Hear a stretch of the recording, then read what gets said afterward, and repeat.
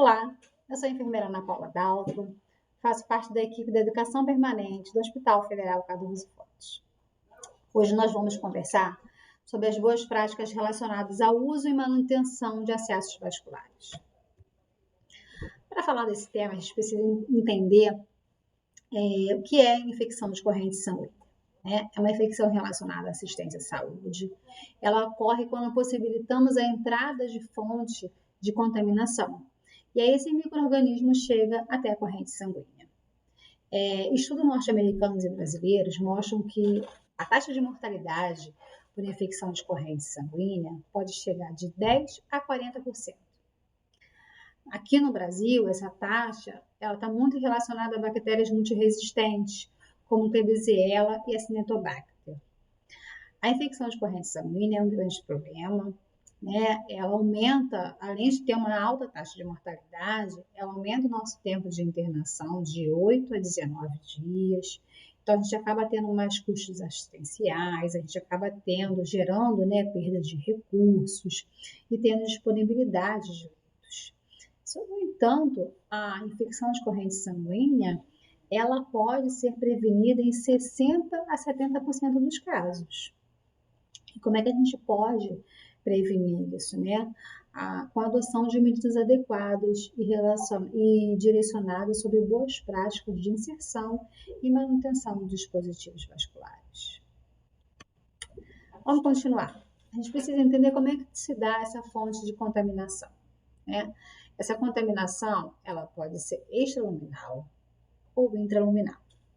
A contaminação extraluminal é quando a bactéria, na superfície da pele, difunde-se ao longo do exterior do catéter. A gente precisa lembrar que a nossa pele, né, ela tem uma microbiota residente, né, e transitória. E aí, se nós não fazemos a antisepsia de forma correta, não temos uma técnica correta, o que pode acontecer é que essas bactérias, elas podem se difundir ao longo da parte externa do catéter. E aí a gente chama de contaminação extraluminal. A contaminação intraluminal resulta de quando as bactérias se difundem através do catéter. Então, nas 2 primeiras semanas, geralmente a gente tem a contaminação extraluminal, as bactérias da pele alcançam a corrente sanguínea após terem formado um biofilme na face externa do dispositivo. Após esse período, prevalece a contaminação intraluminal, né? Isso ocorre porque, conforme vai passando o tempo, nós vamos manipulando mais nossos dispositivos, como o Huddle, e aí a gente acaba favorecendo a contaminação. Aqui talvez dê para entender um pouquinho melhor. Aqui tem a mão do profissional, né? Nós temos aqui a nossa pele. Se nós não fazemos a antisepsia de forma correta, ou a nossa mão está contaminada, não utilizamos a luva, não utilizamos a técnica correta, a gente pode acabar contaminando a parte externa do catéter. E também nós podemos favorecer a contaminação como? Aqui, ó, a parte interna, contaminando o fluido, ou contaminando as nossas conexões. E por que é importante nós entendermos isso? Porque as infecções de corrente sanguínea, 60% dos casos são causados por contaminação extraluminal e 30% dos casos são causados por contaminação intraluminal. Vamos continuar. Vamos falar sobre terapia infusional. A terapia infusional é o tratamento invasivo mais realizado mundialmente em pacientes hospitalizados, né? A gente vai utilizar para quê? Para administrar medicamentos, administrar fluidos, componentes sanguíneos.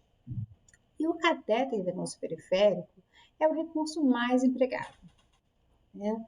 As boas práticas na inserção, manutenção e remoção desses dispositivos, eles precisam ser cumpridos para que nós possamos evitar o quê? Para que nós possamos evitar os eventos adversos.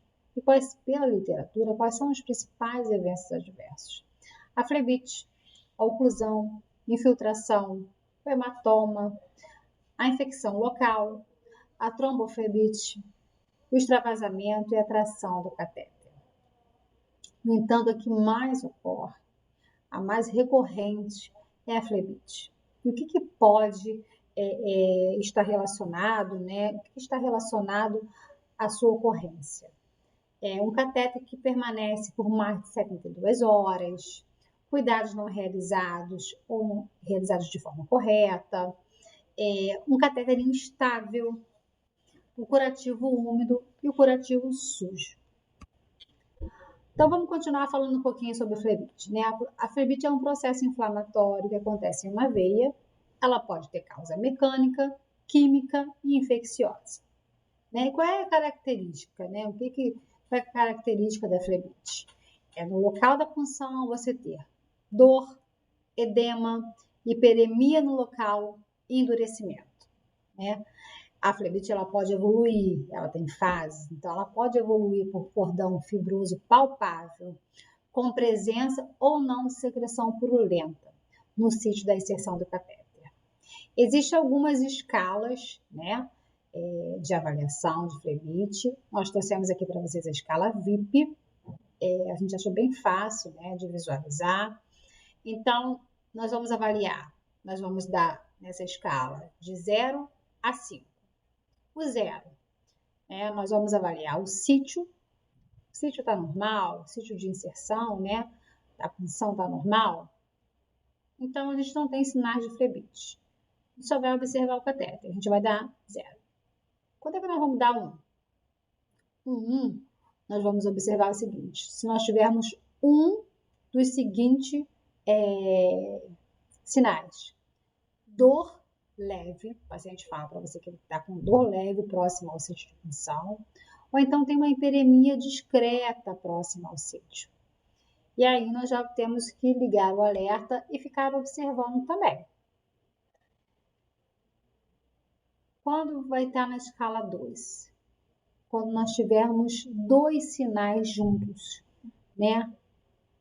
Ou dor no sítio da punção, ou hiperemia e edema. Se nós tivermos 2 desses juntos, a gente já pode dizer que nós estamos no estágio inicial da flebite. Nós temos que retirar esse catéter. Se nós temos os 3 componentes juntos, dor no trajeto do catéter, uma hiperemia ao redor do sítio e edema, nós estamos no estágio, nós podemos classificar essa escala como 3, que já é o estágio intermediário de flebite. Então, nós temos que retirar esse catéter e comunicar a nossa equipe, né, para talvez até considerar o início de algum tratamento. Se isso evolui, eu tenho dor no trajeto do catéter, eu tenho hiperemia ao redor do sítio, eu tenho edema, mas eu também tenho um cordão venoso palpável. Eu estou no estágio 4, é um estágio avançado de flebite, o início de uma tromboflebite. Eu tenho que retirar esse catéter e conversar com a equipe para poder considerar um tratamento também. Se eu ainda estágio 5, que é o último estágio, né? Eu tenho dor no trajeto, eu tenho hiperemia ao redor do sítio, eu tenho edema, eu tenho cordão venoso palpável, ainda tenho a febre. Então, esse é o estágio avançado de tromboflebite. Tem que iniciar o tratamento, tem que conversar com a equipe, eu vou retirar esse catéter e iniciar o tratamento para esse paciente. Então, assim, isso aqui foi só uma sugestão de escala, para nós entendermos que conforme vai evoluindo, né, os sintomas, eles vão se agravando, e a gente consegue observar o momento que a gente pode retirar o catéter, o momento que a gente talvez tenha que iniciar um tratamento. Os profissionais de enfermagem são pilares na manutenção do catéter venoso periférico. E para isso a gente requer o quê? Um amplo conhecimento técnico-científico desde a inserção, manutenção e remoção. Então a gente tem que ficar atento, né? A nossa prática diária, ela tem que ter o quê? Ela tem que ter um conhecimento técnico e científico. Senão nós fazemos as coisas diariamente de uma forma muito mecânica. E isso pode causar uma lesão ao nosso paciente. Então, para que nós possamos fazer, né, esse acesso venoso periférico, a gente precisa seguir algumas regras, que a gente precisa ficar atento. Né? Então, antes de fazer o acesso venoso periférico, nós temos que fazer o quê? Temos que obter o consentimento verbal desse paciente, né? Chegar perto dele, falar com ele, olha, nós vamos precisar fazer um acesso venoso periférico, o que é, explicar para ele, ter esse consentimento. Claro, se o paciente estiver lúcido, puder responder, se ele não puder, nós podemos conversar com a família, né? Vamos dar preferência aos membros superiores e porção distais, ok? Nós temos que identificar o local de preferência do paciente. Eu sei que essa é uma situação um pouco complicada, mas nós temos que conversar com o nosso paciente. Às vezes ele fala para a gente, olha, o meu, já fiquei muitas vezes internado, do lado direito é melhor, aqui é melhor, conseguem funcionar de uma forma melhor. Claro que isso tudo vai ser associado ao quê? A nossa observação. Nós vamos chegar ali, vamos observar a rede venosa do paciente, vamos entender para o que está sendo feito essa punção, né? Qual é o objetivo dessa punção, nós temos que entender isso, até para nós podermos escolher qual o local que nós vamos colocar o acesso. Mas se nós pudermos, né, dentro disso tudo, nós pudermos interagir com o nosso paciente e identificar um local de preferência, isso fica melhor. Nós temos que dar preferência às veias mais macias, sem tortuosidades, que possam ser visualizadas e palpadas. E em local, a gente vai tentar utilizar locais distantes das articulações e das válvulas. Aqui talvez fique um pouquinho melhor para vocês entenderem. Nós vamos dar sempre preferência, né, ao dorso da mão e o que? Nós vamos dar preferência à face anterior e posterior do antebraço. Aqui é o nosso braço e essa parte daqui é a parte do nosso antebraço. Então, nós vamos dar preferência à parte anterior e posterior do nosso antebraço. Aqui nós temos a nossa fossa antecubital, que também pode ser utilizada. A gente tem que lembrar que nossos catéteres mais novos, como o gel, que são catéteres maleáveis. Mas lembra, a gente vai dar preferência aonde? O que a gente vai dar preferência? Ao dorso da mão e à face interna e posterior do nosso antebraço. E aí temos algumas dúvidas, né? O que nós não podemos também fazer? O que nós temos que evitar no nosso momento de punção? Nós vamos evitar funcionar o membro dominante, né? Se a pessoa fala que ela utiliza mais um membro do que o outro, se nós tivermos possibilidade, a rede venosa tiver dessa possibilidade, nós vamos evitar o membro dominante. Não vamos pulsionar membros edemaciados, com hematoma, que tenha hiperemia, que tenha sinal de infiltração, um membro que você já observou o extravasamento, flebite, um membro que tenha um retorno venoso diminuído, um membro que tenha fístula arteriovenosa ou enxerto. Esse membro é o membro que a gente vai tentar evitar, a gente não vai poder funcionar, ok? Não funcionar membros inferiores em adulto, né? Vamos lembrar que o retorno venoso ele é menor no adulto, então a possibilidade de ocorrer uma trombose venosa profunda é maior. Vamos ter uma atenção também para a punção em membro superior homólogo à lateralidade de mastectomia, devido ao comprometimento do fluxo linfático. Bom, vamos passar para vocês agora, são passos importantes que vocês já conhecem, mas não custa lembrar, né? Que vão permitir que nós possamos fazer, né, a técnica, né, do acesso venoso periférico, da inserção, a manutenção e a remoção de forma segura, tá? Primeira coisa, a gente tem que entender o objetivo desse acesso, tentar, se possível, saber a duração da terapia e avaliar como que está a condição desse acesso, dessa rede venosa. Antes de nós iniciarmos qualquer procedimento, nós temos que fazer o quê? A higienização da nossa mão, ok? Então, seguir todos os passos de higienização da nossa mão. Nós vamos selecionar o nosso catéter. Nosso catéter ele tem critérios para ser selecionado. Então, vai depender da rede venosa, vai depender de quanto eu quero administrar. A gente vai falar um pouquinho depois sobre isso. Nós temos que fazer o quê? Escolher a veia, escolher o acesso que eu posso, observar, ir lá, olhar os membros do paciente, entender qual é o melhor local, lembra que a gente falou anteriormente? Conversar com esse paciente, entender um membro que não é dominante para dar escolha a ele. Outro passo importante é a antisepsia. Nós temos que fazer a antisepsia de forma correta para fazer o acesso venoso periférico. Aqui no nosso hospital nós utilizamos o álcool 70. Nós temos que fazer essa antisepsia de forma o quê? De forma, uma direção única, né? Uma direção única, começando pelo centro, depois pelas laterais, mas sempre com o álcool 70, a bolinha de algodão e sempre numa direção única. Usar a técnica no touch. O que seria a técnica no touch? Depois que eu faço a antisepsia, eu não posso tocar, eu estou de luva. Eu não posso tocar mais naquele sítio onde eu vou inserir o meu catéter, porque senão eu vou estar contaminando. Então a técnica no touch é isso. Eu já fiz a antisepsia do local, eu não vou mais tocar. Se você tem uma dificuldade, não consegue, tem que tocar na hora da punção, você vai ter que utilizar a luva estéreo, tá?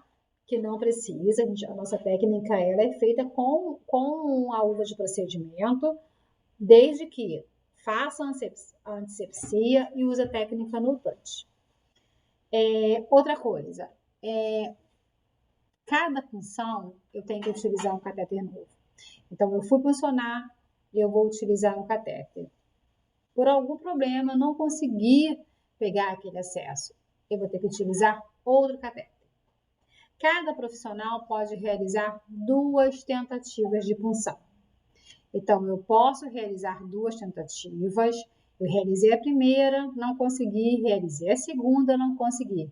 Que eu tenho que chamar um outro colega. Tá? São regras da Anvisa.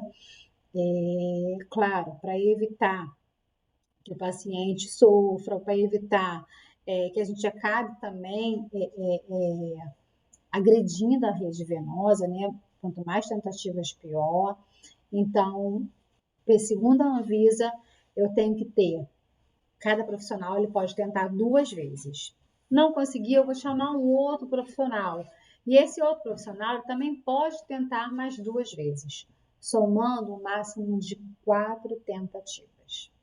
Se dentro das 4 tentativas nós não conseguimos, nós temos que conversar com a nossa equipe. Outra coisa muito importante são as coberturas, né? Nós temos a cobertura padrão ouro, que é o quê? Que é a cobertura transparente estéreo, para que nós possamos visualizar esse sítio.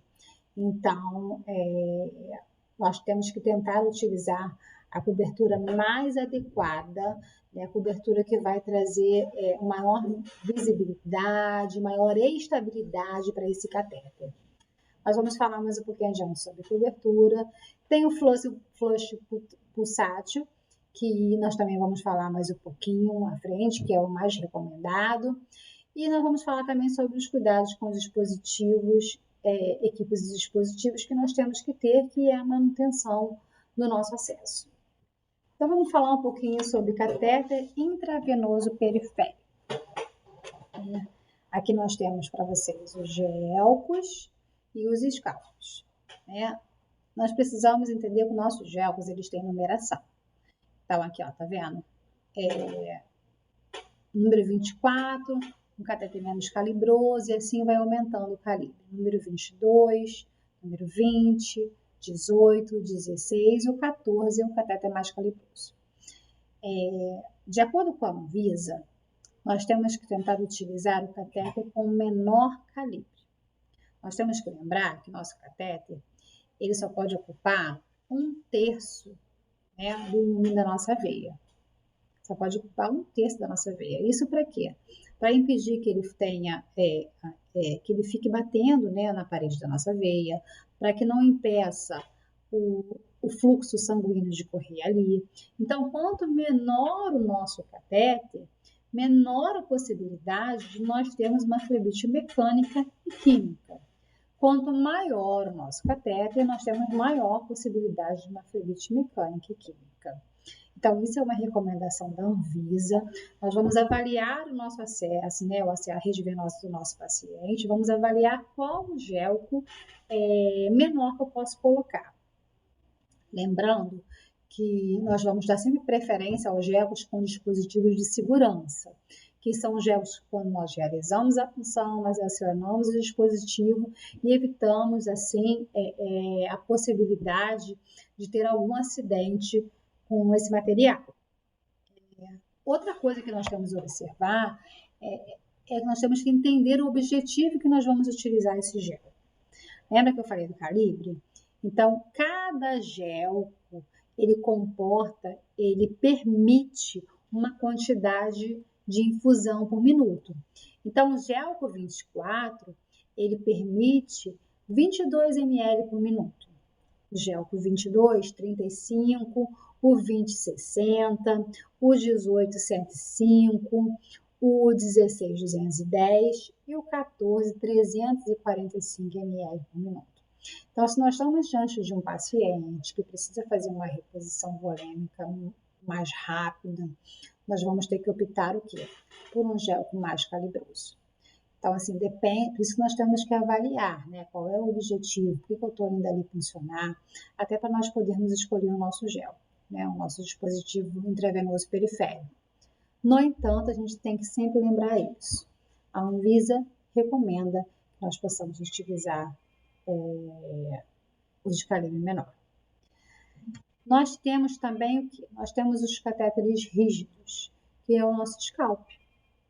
Quando que nós vamos utilizar o nosso scalp?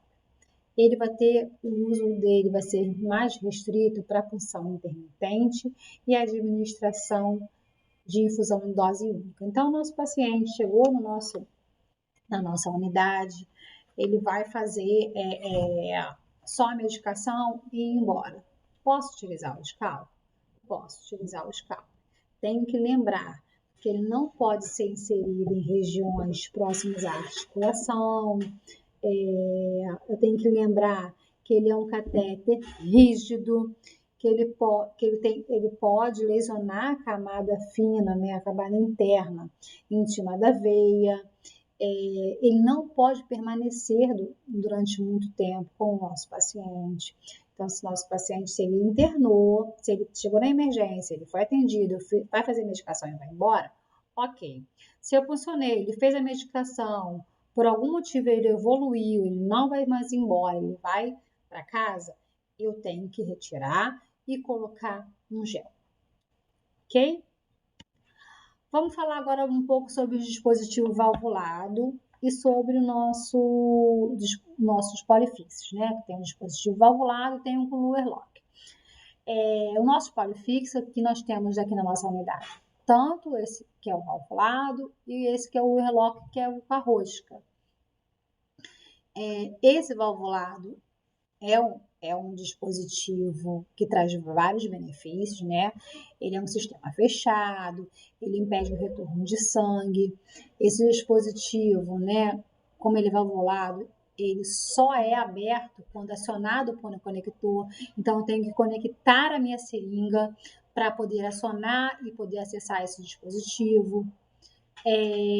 Quando eu desconecto a minha seringa, ele fecha o circuito automaticamente, então diminui o risco de infecção. Outro dispositivo que nós temos também, né, o polifixo que nós temos, é o Luer Lock, que é essa rosquinha aqui, que toda vez que nós formos utilizar, nós temos que trocar. Então, assim, tanto o dispositivo valvulado quanto o Luer Lock, nós temos que fazer, né, antisepsia do local, né, com movimentos giratórios por 15 segundos antes de fazer a medicação que nós fomos realizar no nosso paciente. Mas nós temos que lembrar que quando nós utilizamos o airlock, que é o de rosca, se nós tirarmos essa rosca, nós temos que trocá-la e substituí-la por uma nova, tá bom? Eu não posso utilizar a mesma rosca.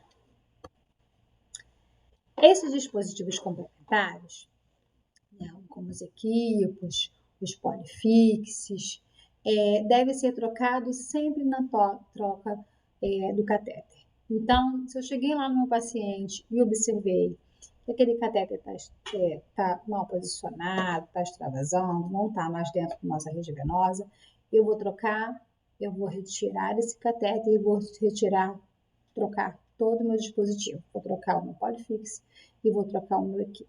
Tem que trocar tudo. Se eu estou com um acesso venoso periférico, tudo direitinho, correndo, vamos supor, o exemplo, um soro fisiológico, que a infusão está sendo contínua, quer dizer, eu não estou desconectando todo esse circuito, eu posso permanecer com esses dispositivos por 96 horas. Essas são todas recomendações da Anvisa. Se está sendo uma infusão intermitente, que é aquela infusão que eu tenho em algum momento a desconecto, né, algum desses componentes, eu tenho que trocar a cada 24 horas, tá?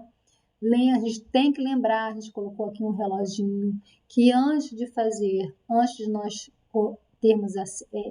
fazermos a nossa medicação, colocarmos a nossa seringa aqui, então colocarmos a nossa medicação ou o soro fisiológico, nós temos que fazer a higienização, a limpeza, né, da ponta desses dispositivos por 15 segundos, movimentos giratórios por 15 segundos. Isso para evitar o quê? A contaminação do nosso catéter, tá? Não posso utilizar agulhas de proteção, né? Retirar isso aqui e colocar uma agulha ali de proteção. Não posso fazer isso. Isso é um não mesmo. Não podemos utilizar agulha. Vamos falar agora um pouco sobre o flush turbilhonado, o flush em turbilhonamento. O flush, ele pode ser em turbilhonamento, ou então pode ser o flush laminar. O flush laminar é o flush contínuo, quando eu pego a minha seringa e faço de forma contínua. Quando eu faço esse flush de forma contínua, eu não consigo limpar totalmente o meu catéter. Quando eu faço flush turbilhonado, que é o mais recomendado, é quando eu pego a minha seringa e eu vou fazendo o quê? Vou fazendo breves pausas. Eu vou inserindo o soro fisiológico, lavando esse catéter com breves pausas. Então, esse é o recomendado, é o flush turbilhonado, né? Que nós vamos sempre utilizar quando? Antes, né, de fazer a medicação e após. Então, antes de fazer a medicação, eu faço o flush turbilhonado. Faço a medicação, ou o que tiver que fazer, né? Que tiver prescrito. E após, eu faço novamente o flush turbilhonado. Então, ele sempre com soro fisiológico, antes e depois de cada administração. Né? Para catéteres periféricos, eu tenho que utilizar no mínimo 5 ml para fazer esse flush. E para catéteres centrais, eu tenho que utilizar no mínimo 10 ml. Claro que eu tenho que lembrar que eu tenho que observar se meu paciente tem alguma restrição hídrica. Né? Se ele tiver alguma restrição hídrica, eu tenho que diminuir um pouco esse volume, mas eu continuo fazendo o flush em turbilhonamento. A seringa que eu vou utilizar, a seringa de preferência é de 10 ml, eu posso utilizar também de 20, mas abaixo de 10 ml eu não posso utilizar. Por quê? Porque a seringa, quanto menor a seringa, maior a pressão no catéter. Então, eu posso acabar rompendo esse catéter. Então, o recomendado é de 10 ou é de 20, ok? Uma coisa que é importante que a gente tem que lembrar é que todos os lúmens do nosso dispositivo tem que ser lavado, né? Nós sempre damos preferências a dispositivos com menores lúmens, né? Com menos lúmens. Se o paciente não está fazendo muita medicação, usa dispositivo de 1 lumen, de 2 lumen. Quanto menos lume, menos a possibilidade de contaminação, menos a possibilidade de infecção. E aí, se meu paciente está com um dispositivo de 2 lumes, eu tenho que lavar os 2 lumes. Ok?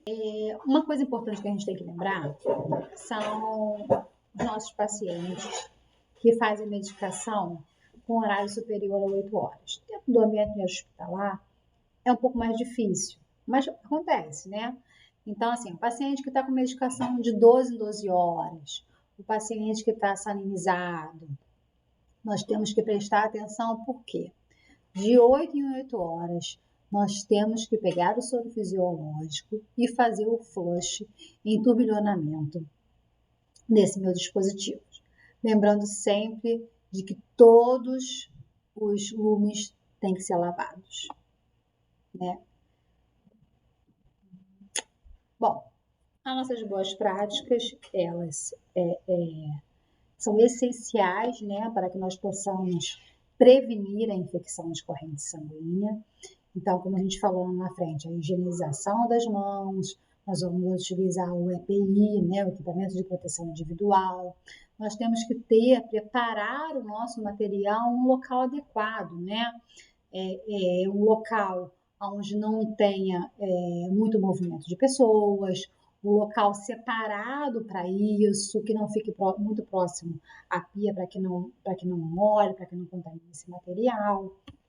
E aí nós vamos montar a nossa bandeja junto com vocês, do que geralmente a gente precisa para estar levando para fazer a punção desse acesso venoso periférico. Então nós vamos separar o quê? O nosso Polifix, né? E aí o Polifix a gente já pode levar ele já com um prime, que a gente chama, que é o quê? Ele já preenchido com o soro fisiológico, lembra sempre de preencher todas as vias.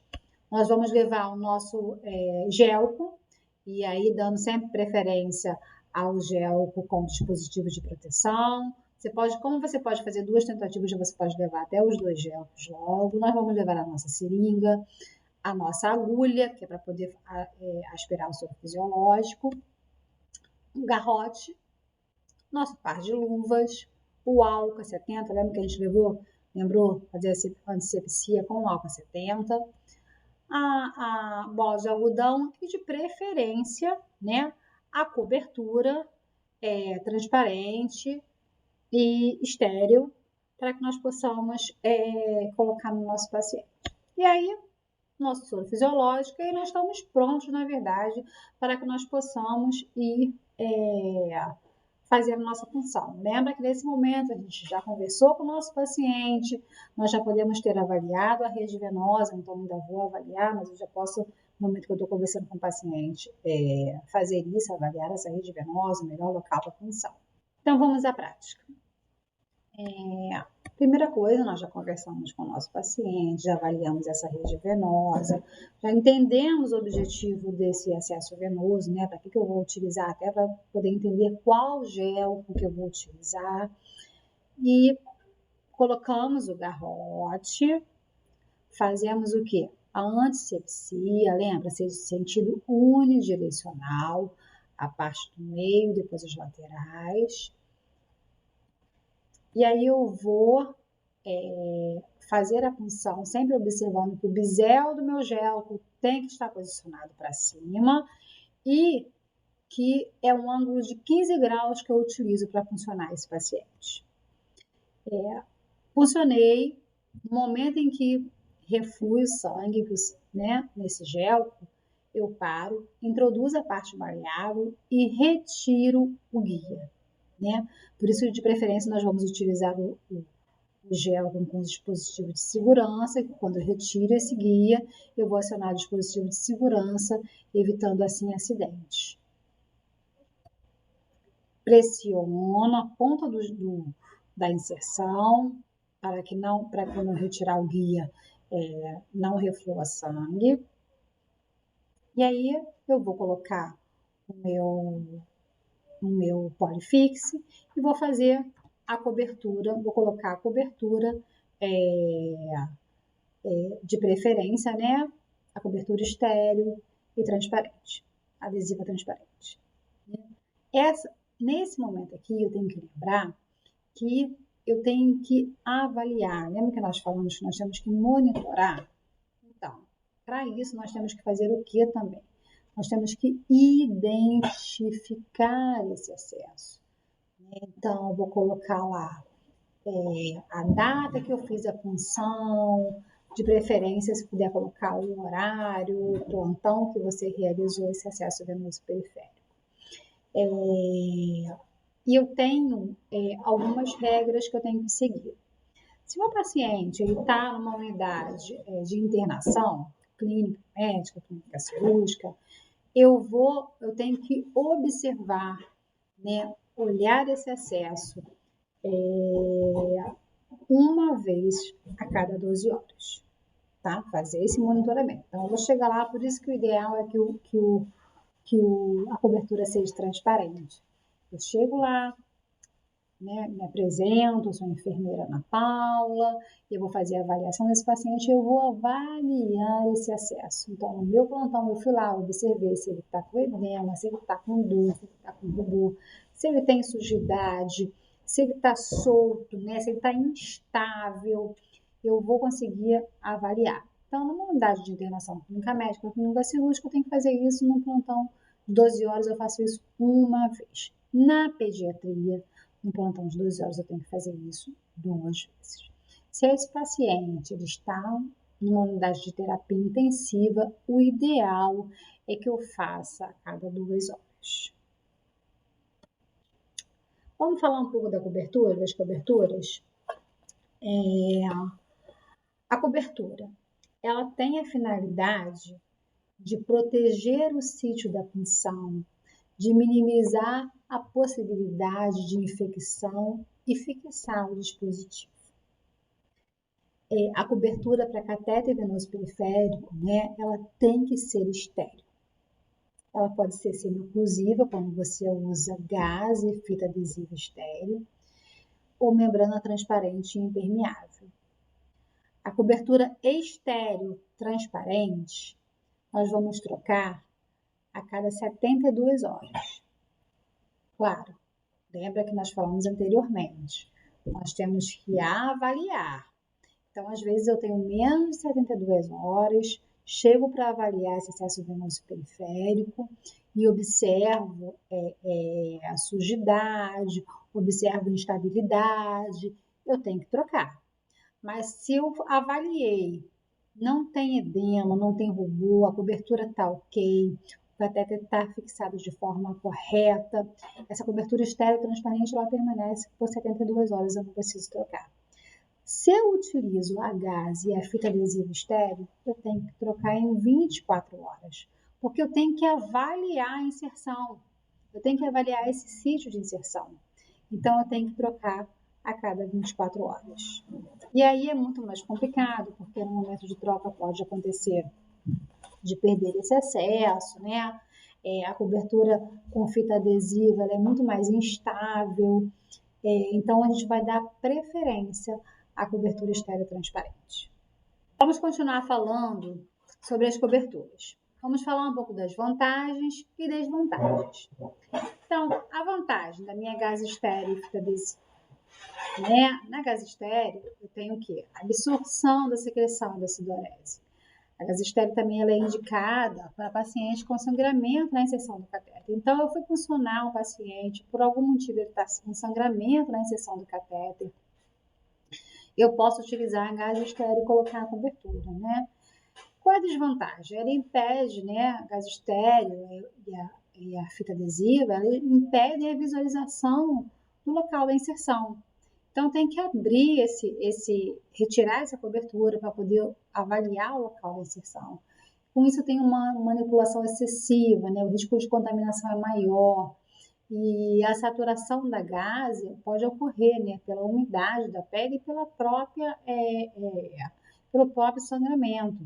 Então, eu não posso deixar, se eu coloquei a gás estéril pelo sangramento, eu tenho que lembrar que eu tenho que trocar mais vezes essa cobertura, né, para não deixar aquela gás estéril ali suja. Lembra que a sujidade é fonte de contaminação, né, de infecção. Vamos falar um pouco da película transparente estéreo, que é o nosso padrão ouro, né? Ela permite a visualização constante da inserção, menor manipulação. Eu posso chegar na beira do leito do meu paciente e observar, sem precisar retirar, sem precisar manipular. Permite a passagem de gases, com isso eu tenho um controle do crescimento bacteriano, né? Porque reduz a condensação e a maceração no local da inserção. Qual é a desvantagem? Pacientes alérgicos ao curativo, né? E é contraindicado na presença de sangramento. Na presença de sangramento, eu tenho que colocar uma gaze estéril no local. E a fita adesiva? Somente a fita adesiva, né? Qual é a vantagem? A fixação do dispositivo e da gaze, né? No entanto, ela não atua como um curativo, pois não é uma cobertura estéril. Então, não posso pegar a fita adesiva e colocar direto na minha punção, né? Para fixar, para estabilizar. Não posso fazer isso. Se eu só tenho a fita adesiva, eu vou ter que utilizar uma gaze estéril para poder cobrir o sítio de inserção e depois colocar a fita adesiva. Vamos falar um pouco das novas tecnologias, né? Nós temos pacientes que têm o acesso venoso mais comprometido, né? Os pacientes que são idosos, longo tempo de tratamento, e que nós podemos, ao avaliarmos a rede venosa, observamos que vamos ter um pouco de dificuldade para poder realizar essa função. Então, nós podemos lançar mão de quê? Dessas novas tecnologias como o ultrassom venoscópio. A nossa unidade não tem venoscópio, mas tem a ultrassom. Qual é a vantagem? O que a literatura coloca para a gente como vantagem de utilizar o aparelho de ultrassom, né? A visualização precisa do alvo, a diminuição do número de tentativas de punção, a melhora nas taxas de sucesso de inserção, minimiza complicações, diminui o tempo de inserção, otimiza o tempo do profissional, reduz o desconforto para o paciente, porque imagina você ficar furando várias vezes o paciente. Então, com a ultrassom, né, com essas novas tecnologias, como você vai ter maior possibilidade de sucesso, então isso diminui o desconforto do paciente e diminui o custo do procedimento. No entanto, nós precisamos ter o aparelho e nós precisamos treinar a nossa equipe para que ela possa utilizar. Então, pessoal, boa tarde, dando continuidade. Aqui nós temos a nossa bandeja, como nós montamos lá junto com vocês. E antes de dar prosseguimento, eu queria mostrar para vocês do Polyfix que nós falamos, tá vendo? O valvulado, tá vendo? E aquele que a tampa que é a Luer Lock. Ok? O que nós não podemos esquecer é que nesses dois, nós temos que fazer o quê? Temos que fazer a limpeza, né? Antisepsia antes de eu conectar a minha seringa. E como é que eu faço? Aqui eu tô sem o algodão, poderia estar fazendo com algodão. Então eu vou colocar álcool no meu algodão ou na minha gaze e vou fazer, ó, um movimento rotatório 15 segundos. 15 segundos. E aí sim, depois que eu contei 15 segundos, eu posso utilizar, tá? Conectar a minha seringa e utilizar.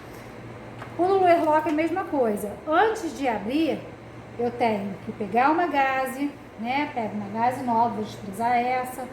Vou pegar ou uma gaze ou a bolinha de algodão, porque aqui eu tô sem a bolinha de algodão. E ó, álcool 70. Vou fazer a mesma coisa, ó. 15 segundos. Contei. Vou desprezar, aí eu posso abrir. Ok? Lembrando que nesse caso aqui, eu preciso de uma outra tampinha. Eu não posso utilizar a mesma, então eu tenho que ter uma outra tampinha para poder conectar. Fiz a minha medicação. Antes de fazer a medicação, lembra? Lavo, flush o tubo de encanamento. Depois eu vou fazer a medicação, lavo novamente com flush o tubo de encanamento e vou colocar uma tampinha nova. Não posso utilizar a mesma. Ok? Então, todo o material tá aqui. Uma outra coisa que eu quero mostrar para vocês é o gelco que eu falei para vocês, que tem a a válvula de proteção, que tem a proteção. E não tem nada demais, né? Foi o que eu falei pra vocês, a gente tem que dar preferência para esse gel. Então eu vou abrir um aqui, só para estar mostrando para vocês, ó.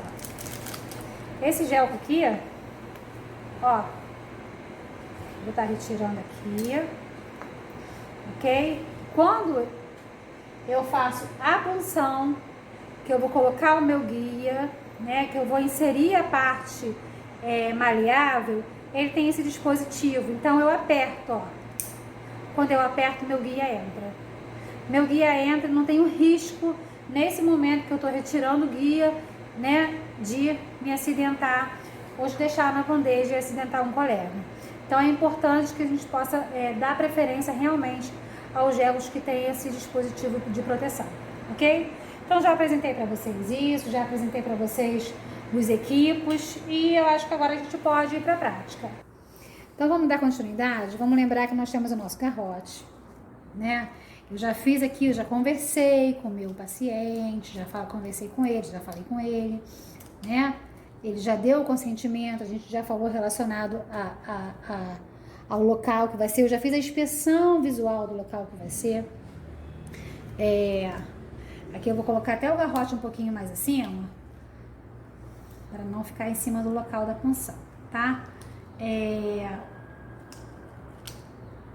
Eu quero explicar para vocês antes. Quero explicar o quê?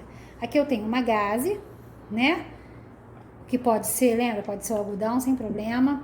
Então aqui eu estou utilizando o Alka 70. Poderia utilizar outra coisa? Poderia, né? Pela Anvisa, a gente pode utilizar o clorexidine acima de 0,5%.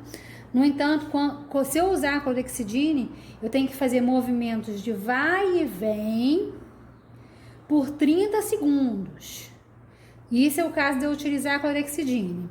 O que a Anvisa também me diz? Que eu posso usar o PVPI alcoólica, 10%. Só que o PVPI, o movimento é diferente. Eu tenho que fazer movimentos circulares, de dentro para fora. Conseguiram entender? Vou pegar com a outra mão.